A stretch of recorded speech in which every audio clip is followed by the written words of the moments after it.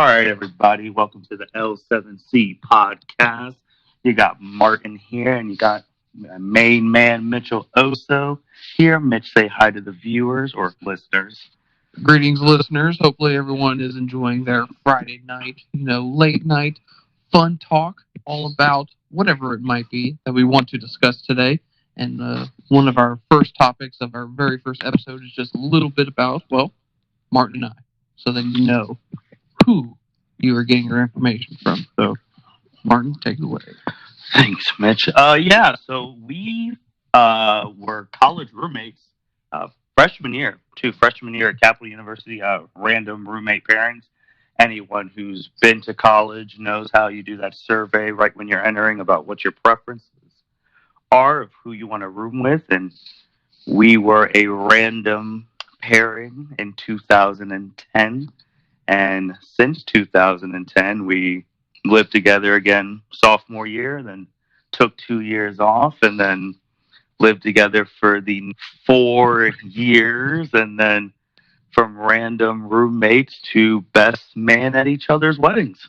Yeah, pretty much summarizes it up that in terms of how we think, what we like, what we dislike, we know each other pretty well. And one topic of discussion that we share similar beliefs or have strong opinions on is the franchise of Dragon Ball.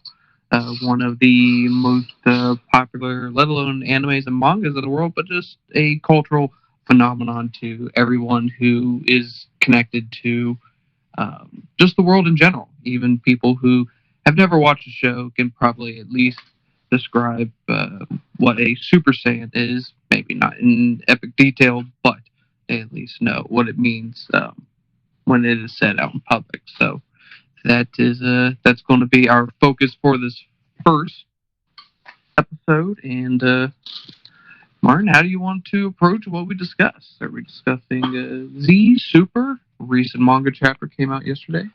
Before, I was actually going to piggyback of what you said about the global phenomenon, and even with the Super Saiyan thing, I think children of our generation, people born from like 1992 and so forth. I mean, if you didn't watch anime, there's two characters that everyone knows, and it's Goku and Sailor Moon.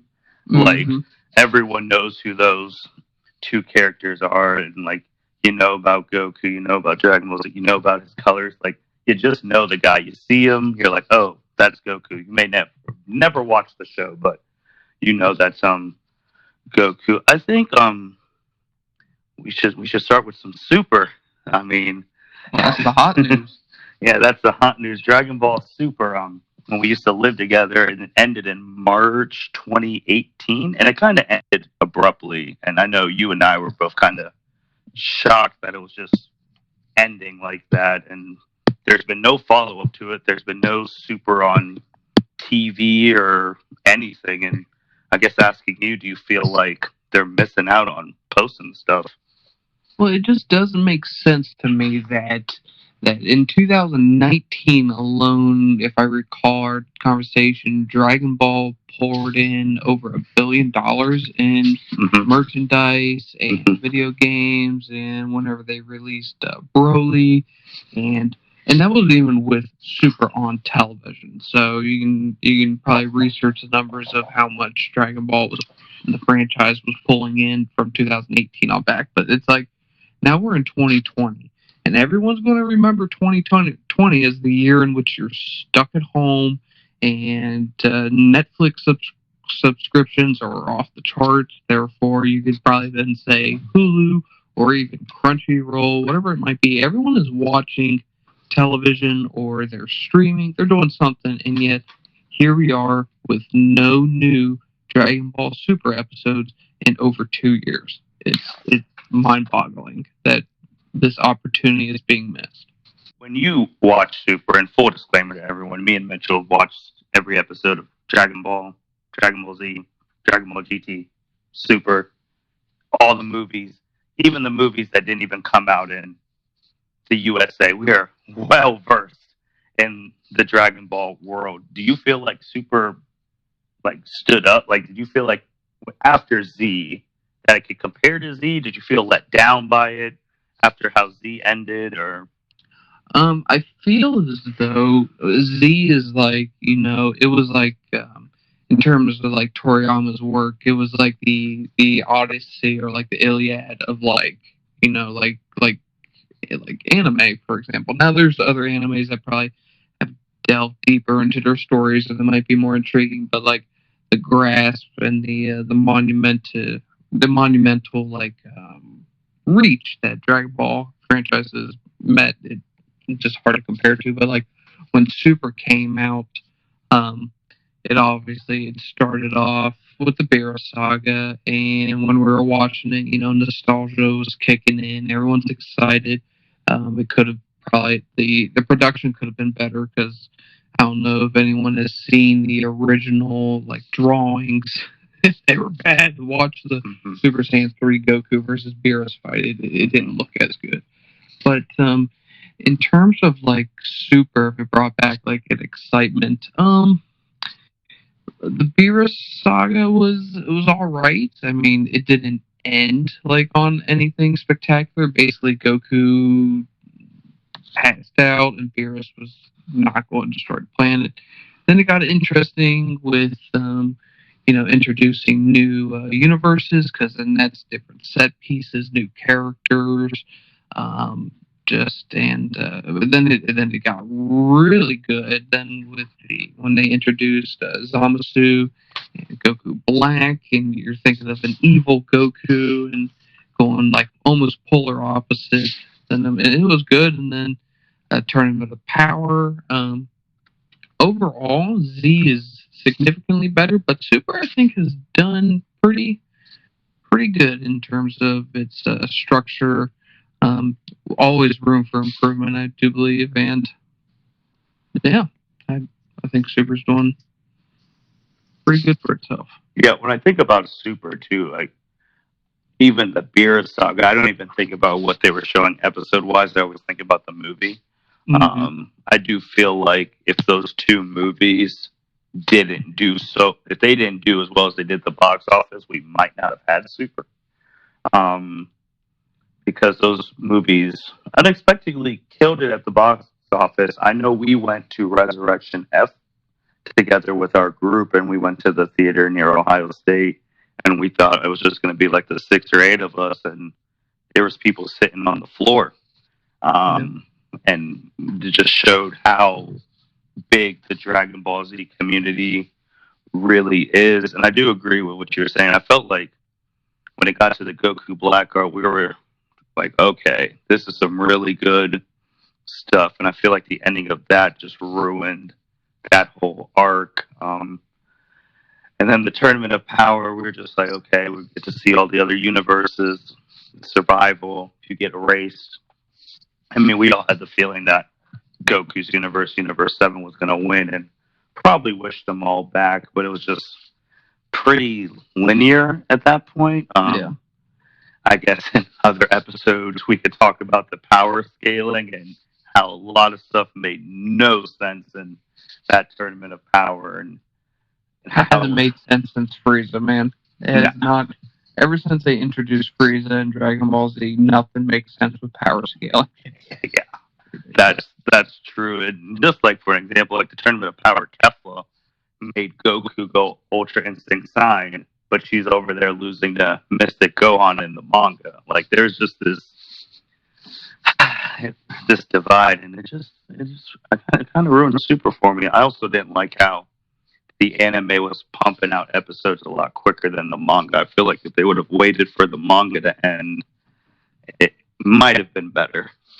One thing that I say that we can, from what you said, when Super was on television, eventually it surpassed the manga, because the manga was at first ahead of the anime, and then the manga it took just a little bit longer to pump out a new chapter, and the anime was just flying through it. I mean, you had 4 episodes a month versus 1 chapter every month, and but it's funny because whatever comes later than the other one, you can always see that's whenever like Toriyama and like Toritaro, they are like fixing like their mistakes. It seems like from what the other one was. So when you brought up in the anime when Goku and Kefla were fighting each other, um, Goku has to go, you know, uh, Ultra Instinct, like Omen, which is what they're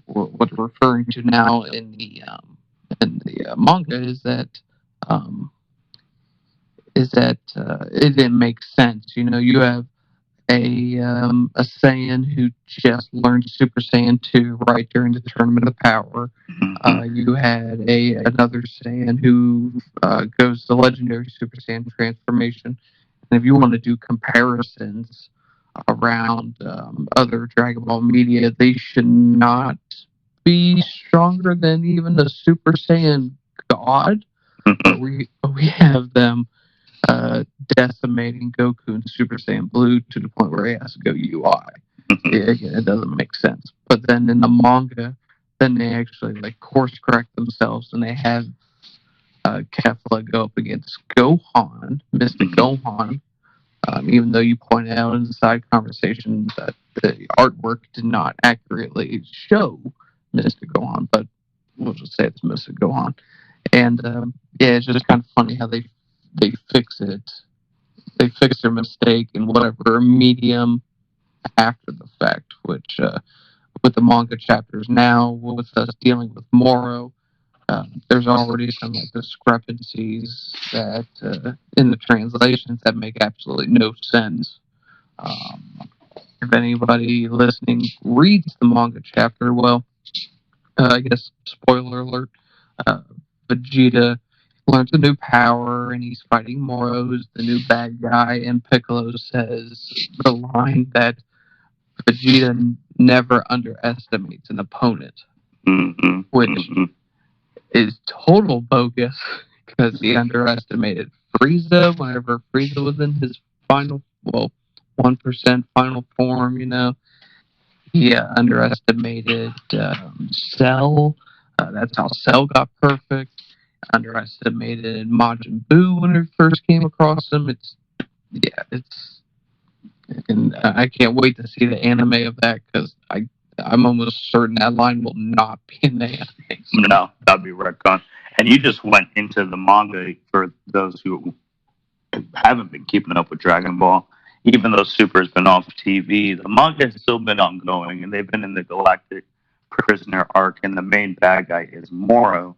And he's I do like Moro. I think he's a different change of pace. He's not the big hulking brute bad guy.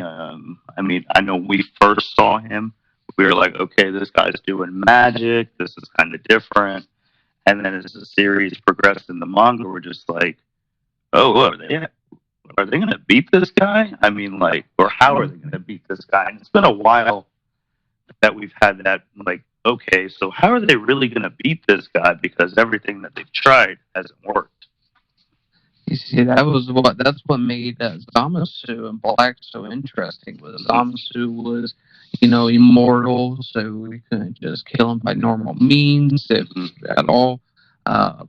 Black, he couldn't be killed wearing the time ring, and it just made it so that every chapter that came out, you were sitting there wondering, okay, like what you said, how are they going to defeat this guy? Because he is stomping them right now, and it is bad. It is bad. And that had to end when Goku had to actually bring the Omni Kings, the gods of gods, to get rid of this guy, you know. And now we're with Moro, and he can steal your energy, and he can now with his new abilities, he was able to copy your abilities, and he can fight on par with Ultra Instinct Omen, and up until chapter 63, we're sitting there, like what you said, wondering what's next. How are they going to beat this guy? And we finally got some hints as to where that may lead to in 63. And I think even not this manga that just came out this week, but last month's manga, I think that page of when it was Moro and all of the heroes are just down, you're just like, oh my gosh. Like, Goku has a hole in his chest, Vegeta's down, 17, 18, all of them are, everyone is down. Anyone who could fight is down. You're just like, well, what's going to happen? And then enter this chapter that just happened with Mirrors. And I know me and you've talked about, like, is he really going to step in? Like, is this really going to happen? And then he actually did. And it looks like he sacrificed himself. For those who don't know, Mirrors is an angel and an angel in training, and an angel can't fight with his full power, or they basically get erased or show their angel powers. And Mirrors did, and he got erased with a smile, telling Goku to protect everything. Did you really think that was going to happen? I was not. I was not expecting to see Mirrors just go basically all on out to fight Moro. So for the people listening who didn't read the chapter, the reason why Moro or Mirrors went all out against Moro was because Moro um, absorbed or fused, whichever term you wish to use, one of his henchmen who was able to copy abilities, and he went all out against Moro to disable his his um his copying ability so that the fighters might have another chance to fight against him on a more even playing field. And but to do that, he had to go full power to do that. And like what Martin said, you go full power, you get erased. So like that kind of like blew my mind that he would do that. Thinking that I was thinking that they were going to find another method. Maybe he was at least just going to hold them off until the Z fighters got healed by Dende, and then they would figure out something. But totally was not expecting a angel sacrifice.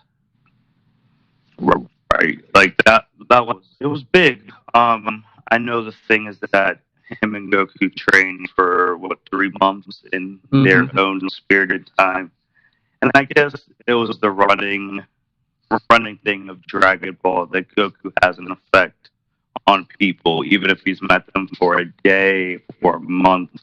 But we never thought that him being with Mirrors for 3 months would completely change Mirrors in a way, or even amplify Mirrors' sense of justice, that he'd be willing to give away his life for a guy he's only known for like 3 months. I mean, that's wild. And I and then with the end shot of that manga was Goku, and if you looked at the picture, it kind of reminded me of when Frieza killed Krillin right before he was about to go Super Saiyan. So I don't know if Mirrors did it on purpose to potentially trigger Goku to go into Master Ultra Instinct, or his own different version of Ultra Instinct. What do you think?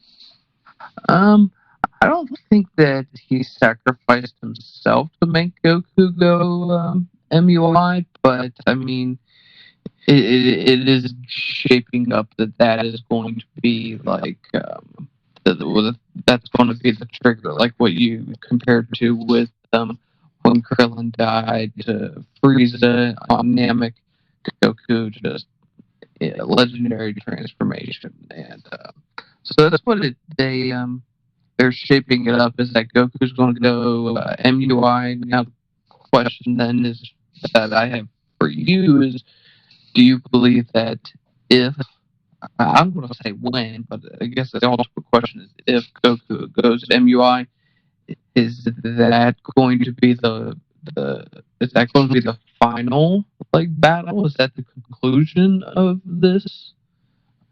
arc, or do you believe we got a lot more story? I think if it's not the conclusion, it's we're right at like the 98% of the conclusion because this arc has been going on for almost 2+ years. And we all thought literally 4 months ago, the way it was building up, we thought Vegeta was going to be the one to do it. Like they're putting an emphasis on his training. The chapter 3 chapters ago when he came in his grand return, and if you watch Dragon Ball, you know usually the last person to get there is the one who gets it done. And when Vegeta fought Moro, he was winning, like, oh, he's gonna do it. And then now we have this swerve, and now Mir sacrificing himself, and Goku's the only one there. Goku looks like he's about to go to MUI, and it swung right back to the normal stuff they do. They give you hope that someone else is going to beat the main bad guy, and then Goku gets a power up, and he does it. So I feel like MUI, I think will be the final fight, unless something crazy happens now that Beerus and Whis are there. I just feel like, I know we've talked about it with MUI, they really gotta protect it. I mean, Goku learned Ultra Instinct Omen and can go into it at will and was getting stomped. So it's like, you're making Omen look weak. You can't make Master Ultra Instinct look weak. So if he does go, he has to win, or some shenanigans have to happen.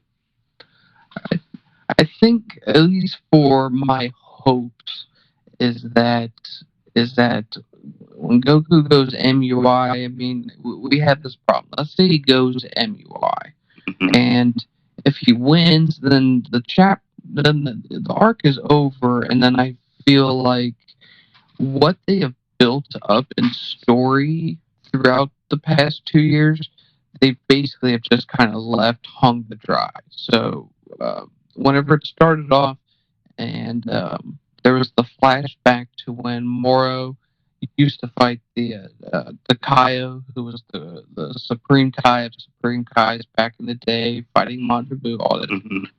It's like you built that story up for the Lord of Lords to the Kaio to potentially come back. You even had part of that in when they were on New Namek with Moro, and Majin Buu shows up, and then Takayo takes over Majin Buu's body and conscious to fight again. And we haven't seen that since late 40s, early 50 chapter numbers, whatever they would be. So like that storyline, like, completely gone. And again, this is under the impression that MUI is about to wipe Moro out, arc's done. And then you also waste the storyline of Vegeta's redemption arc. Vegeta gets on New Namek. He sees Namekians getting slaughtered by Moro, the same race that in Z he was slaughtering that race, and then he starts protecting them. And then he says, "I'm sick and tired of magic." And all this other stuff. I'm going to learn to get strong my way. Then he goes and he learns new techniques, and then he comes and then he gets one chapter where he uses all these new techniques against Moro, looks sweet, and then he gets stopped. Okay, so if that's not really, I mean, we build up Vegeta's character development, and then we kind of just, pulled the e-brake on it. And then Goku learns how to master a technique that was introduced in, well, technically hinted at back right when Super started. And then it comes in during the Tournament of Power, but it doesn't win the Tournament of Power. It basically sets them up to win, if that makes sense. So it's like, I don't want MUI to be the reason why the story ends, because then all that stuff gets erased. But if MUI comes and it doesn't it doesn't actually defeat Moro, then that's over 2 for MUI because it didn't defeat Jiren. And No. I'm like, okay, this is sweet, but it doesn't get the job done. Yeah. Like you said, it's 0 for 1. And I think my biggest gripe with Super is that none of these transformations that they've gotten have beaten anybody. Um, Super Saiyan God didn't beat Beerus. Technically, I mean, if you want to say Super Saiyan Blue beat Frieza, I mean, you can get away with that. But Frieza was stronger than Blue. It's just he didn't have the stamina because he rushed in there. Technically, Blue didn't beat Hit. Blue didn't beat Zamasu. Blue, don't even get me started on the Tournament of Power. Blue was just a joke. Mm-hmm. So I think that's my biggest thing with Super is that the transformations just weren't as impactful. Like in Z, like when you went Super Saiyan, you beat Frieza. You went Super Saiyan 2, you beat Cell. I mean, Super Saiyan 3, you were fighting all the different forms of Majin, even though it came down to an ultimate Spirit Bomb, a World Spirit Bomb, but still, Super Saiyan 3 could have beat Fat Boo, it fought Kid Boo. I mean, and it also was just when he went Super Saiyan 3, I felt like it was more impactful than when he went Blue. Maybe because we watched that show as a kid, and that him screaming for 20 out of the 23 minutes of the show was iconic. And then Blue were just like, okay, you're using Super Saiyan Blue against Krillin, whatever. But yeah, I think MUI, if it comes out, it has to get it done. But I do know that you want potentially Beerus to finally step in and do something. I think it would be nice to actually get something out of Beerus. I mean, we haven't seen him since Super came out in. Well, okay, if we're talking about anime here, we haven't seen Beerus do anything in the anime since like 2015, 2016, whenever the movie came out, and then whenever he was fighting Goku, whenever he first came out. Okay, and then we got a tiny glimpse of him in the anime whenever he raised Zamasu. That was awesome, and that was only 30 seconds. That was awesome. But then, and then we haven't had anything else. We have arguably the strongest character that is not an angel in Universe 7, and I've only seen him fight once 5 years ago and one time during his Hakai in 2017 for 30 seconds. It's like, but then in the manga, again, we had him fighting Goku. We got a sweet little chapter or two when they were demonstrating to the Omni Kings what a tournament of power would look like, and all the gods of destruction were fighting. And we found out that Beerus is basically the strongest god of destruction. I don't know why they necessarily gave him that title, but I mean, hey, he's the strongest of the gods of destruction, so that was cool. But it's like, I would like to see Beerus fight Moro, just because, like, Moro he has set himself up. Like, in his storyline, I view it like he's fighting the Grand Supreme Kai, not the Grand Supreme Kai, but the Kaio in the past, which we've been informed that if you kill the Supreme Kai, then the God of Destruction is killed. Now, depending on where we want to look at this, it's like, is Supreme Kai that we have always known from like Dragon Ball Z, he's like the East Supreme Kai, is he tied with Beerus? Because in the Goku Black arc, we learned that that storyline. But like, if the Kaio was the Supreme Kai to him, then wouldn't there then be by default a God of Destruction tied to him? I feel like Beerus would want to make sure that the Kais don't get destroyed. So I would think that he would try to maybe get rid of Moro. So that part of the story, I feel like, could introduce him to this fight, or if he just wants to, return a favor to the Z Fighters, and that is they won the Tournament of Power. He did not get erased because they won the Tournament of Power. So it's like, okay, now we're even. I saved you, you saved me, we're done. But I'm not. That's what I would like to see. I think that would be a good approach. Now, do I want Beerus to be the reason why the manga chapter ends? Probably not, because again, we have other story plots they built throughout this arc. But on the flip side, if Beerus doesn't defeat Moro, that's like okay, did Beerus lose? Did he basically just quit? Or did he set them up for success? It's like I'm not sure how I would want that, because I feel like something along the line would get ruined in my eyes. Yeah, you brought up a very good point. Like, Beerus is all about self-preservation, and the fact that 10 whatever million whatever years ago, Moro was out here stomping all these supreme guys, you would think that Beerus would come just to save his own skin. Like, and that's what we talk about, the contradicting of the writing and all of that stuff. I know for me, I truly don't know how I want this to end. Um, it would be nice. Like, I know you brought up Majin Buu coming back. Buu would be nice to have back. I've already lost hope on the Vegeta train. I feel like that's not happening unless he knows a sealing technique that he didn't want to use, and he uses that to seal Moro.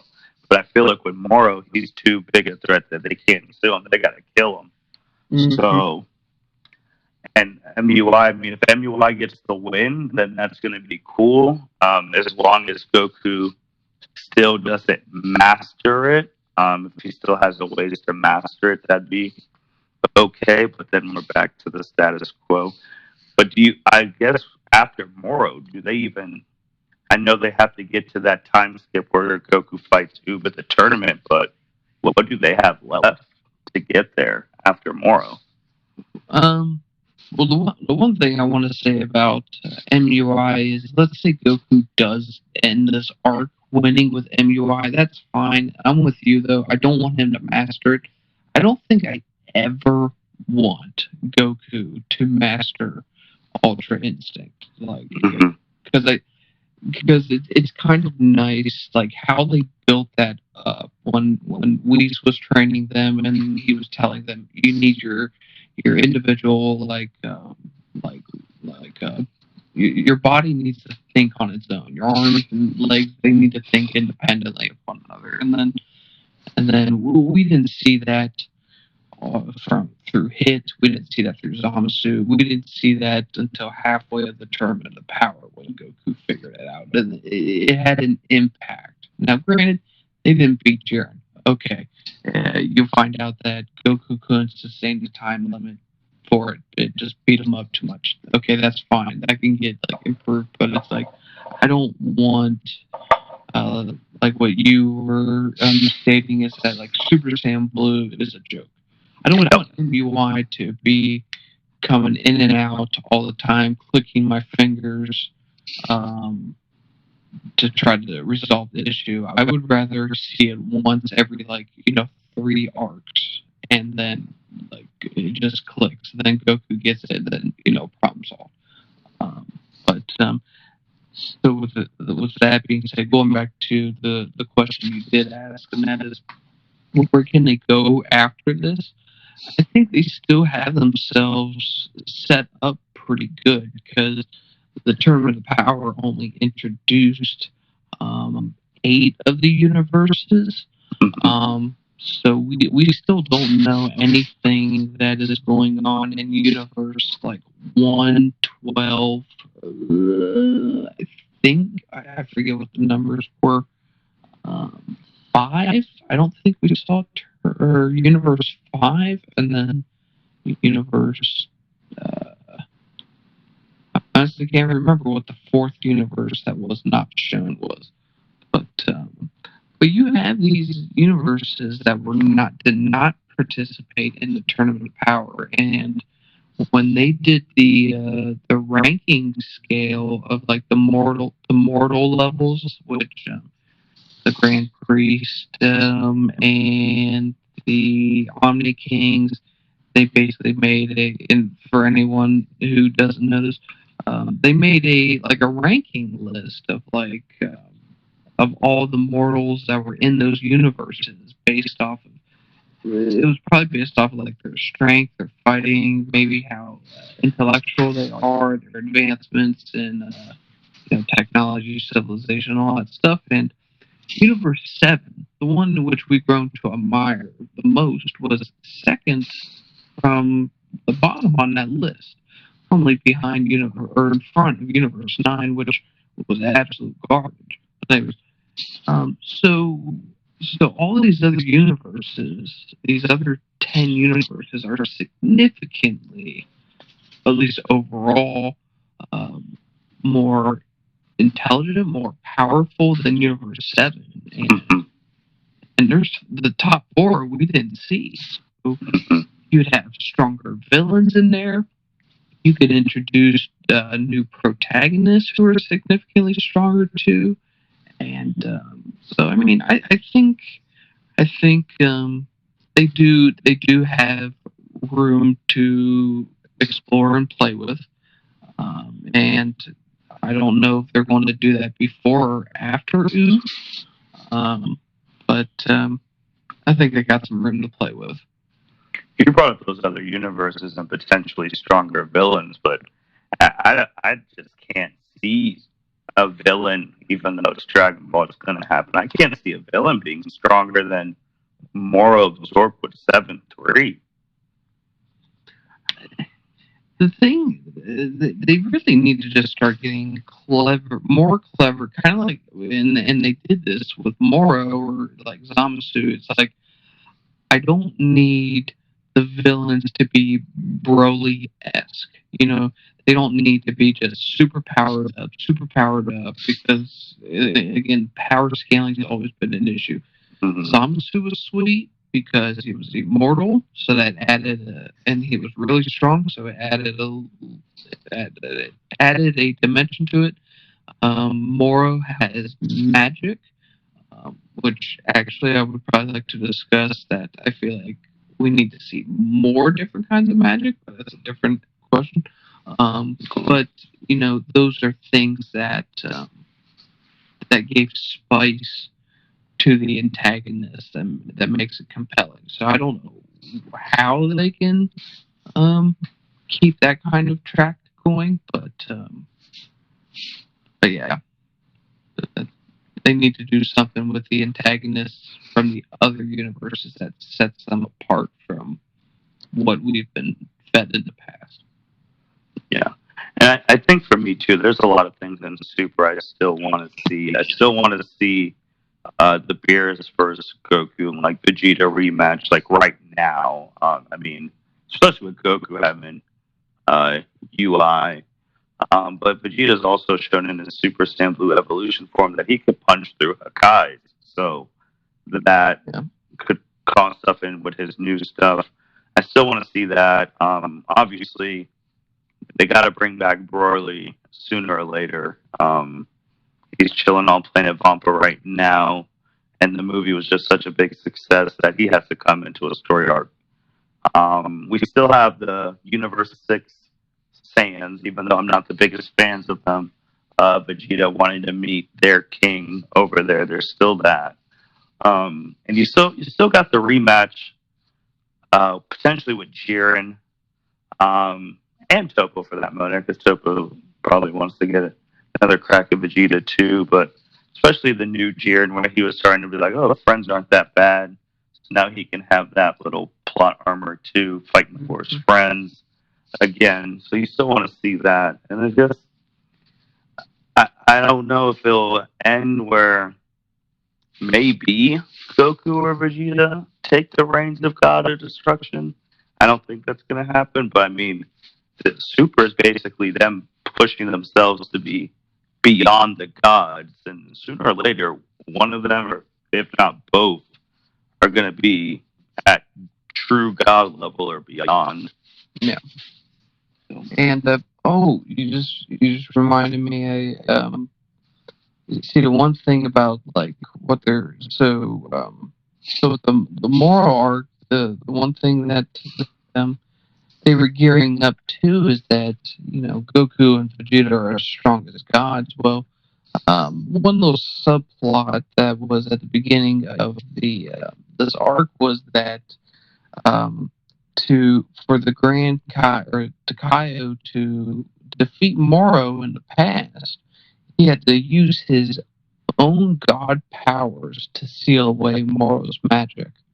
You know, and is that how this chapter or this arc's going to end? Is that or going to be another story plot that's going to be depleted? Because let's say that's actually how they have to defeat Moros. That we're going to find out he has new magic in the next couple chapters, and it's going to screw them over. And then they have to sacrifice their God Key, their Super Saiyan God form, their Super Saiyan Blue form, to seal away his magic, so then they could defeat him straight up. And but then if they do that, then I mean, Goku's the strongest at Super Saiyan 3, unless you think Mystic Gohan is the strongest of the Z fighters. So it's like, are we going to get rid of a power boost? But then Universe 7 is significantly then weaker than even Universe 6. And I know you've been on that give up their God thing since the very beginning. Like, that's been your thing, that which technically is still in play because this hasn't ended yet. I mean, I think it is possible. I mean, with Dragon Ball, anything is possible, which could hopefully, my thing, lead the way if they're going to give up their God Key to potentially go Super Saiyan 4 and make that canon. I mean, that would be fantastic, but who knows? That might be a topic for another video. But it's like GT needs redone. But yeah. But yeah, it's and then you can even get iconic. If they sacrifice Super Saiyan Blue to seal away Moro's magic. The reason why Goku wears his blue gi at the end of Z was in honor of Super Saiyan Blue that he can never achieve again. It's like who knows? Maybe they're setting themselves up inadvertently, but I just don't like when you're reading the manga or the anime and they put these things in story plot devices and nothing happens with them. Like if Goku and Vegeta aren't going to sacrifice their god powers to seal away Moro's magic, then why would you tell me that the Takayo used his to seal away the magic? I mean, he has the magic back, so it's like I don't understand why they would introduce that plot and then just kind of throw it. I guess your thing about the giving up the God Key, I was just thinking in my head, is that even possible? Because if they really wanted to, they could just do the ritual again. Well, I guess that's what we would have to wait and see what excuse they would come up with if you sacrifice like every Saiyan has that little spark of God power in them, and then once you sacrifice it, give it up or whatnot, you can never get it again, and it'd be some bogus explanation as to why they either couldn't do that or it'd be kind of like, oh, you can just do the ritual again? Okay, well, when the next guy comes along, how about we just seal him away real quick, get 6 more fans. Look for breeding like rabbits, so we always have plenty in the stock, and then we could always just keep getting it back. But who knows? I guess last thing, Goku beats Moro next month. Yes or no? No. No. You think it's still going? Yeah. I still think that somebody. I mean, I just at least think there's going to be somebody else that fights along with Goku, whether that be Vegeta. Um, for me, it kind of has to be because that's just how these things are structured. Is that Goku fights, gets beat, Vegeta fights, gets beat. Actually, whichever order you're in on that one, it just happens, and then they recoup, and then they come back and they fight again together, and then before we know it, it's the end, and they're both standing there because they did something to contribute to the defeat of the villain. And I just think Vegeta is going to get one more chance to do something. But I'm still waiting for Majin Buu to show back up. He's taking a nap, which, I mean, Moro is all over the planet, so I'm just like, really? And now Beerus and Whis are watching this fight, so. And Beerus has said that the only reason why he protects the planet is for the food. So, I mean, that's probably his BS bogus excuse to, try to be the tough guy and say, I actually want to save these guys because I like these guys. These guys are good guys, or they saved me during the tournament power. Like, I feel like he will probably step in. Whatever his true motives are, we find out. But and then so I just have a hunch that somebody else is going to at least assist in the end of this fight. So yeah, I don't think he beats Moro either next month.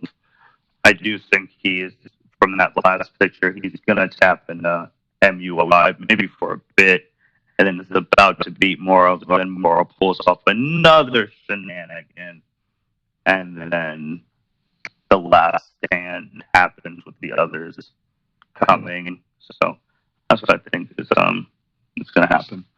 But we'll find out next month, and we're definitely going to be back next month. We kind of got like 10 years of Dragon Ball podcasting to catch up on. We always talked. We have a whole bunch of topics we can talk about. We can talk about, like what if scenarios. We can talk about inconsistencies. We can talk about iconic moments. We can talk about the video games, which I need to brush up on a lot of video games because Universe 2 Unleashed, their season passes is the best season pass in all of video gaming. Unfortunately, I haven't taken full advantage of it because I was scarred by the crappy season pass of Xenoverse 1. It's terrible. But yeah, because I mean, we've been talking about doing this literally for almost 10 plus years, and it's just. I guess if it wasn't for coronavirus, I never would have been like, you know what, we're doing it. I don't care. We need to at least do it, just to have something positive to do and use our energy on. So, just definitely, we're gonna try and get these 45-minute ones at least once a month, so that we definitely get a good quality video out to all you listeners out there. And every month we're always the manga is always gonna get reviewed in our episodes, and then we'll go into the other topics that Mitch talked about. That's the thing. Next manga chapter comes out on September 18th, so we don't have to wait till the 20th like we usually do. So I mean, if waiting less than 2 days is always a positive in terms of getting some stuff you like. So yeah. So, do you have anything you want to say before we sign out? I think there's one last point, which I don't want to dive into too much detail because I think it could be a good, another good topic. With chapter 63, Mirrors showing a side, or Mirrors showing a side of like compassion and like self-sacrifice for the universe. Going back to your original question, what can they do next? That right there could be its own its own arc later on, and that is we've always seen angels be neutral, but now we have an angel that chose, that made a decision, and that's for another topic. But that's it for me. Awesome. Well, again, man, thanks for hopping on and being a part of it. Really appreciate it. And like I've already said, this is 10 years too late, but we're going to be catching up. Thanks to everyone listening to the podcast. Hope you guys enjoyed it, and we will be back with more Dragon Ball content next month. Take it easy, guys, and have a good night. Have a good one, everyone. Listen to the podcast, subscribe, whatever it might be need to do to make sure you get these notifications, because when we come back, we hope you're there. So have a good one. Have a good one. Take it easy, man. Yeah, the same. Bye. Bye. Thank you for listening to this episode of the L7C podcast. Be sure to like, rate, review, and subscribe to the channel. Follow us on all social media platforms, and we'll be talking to you guys soon. Take care.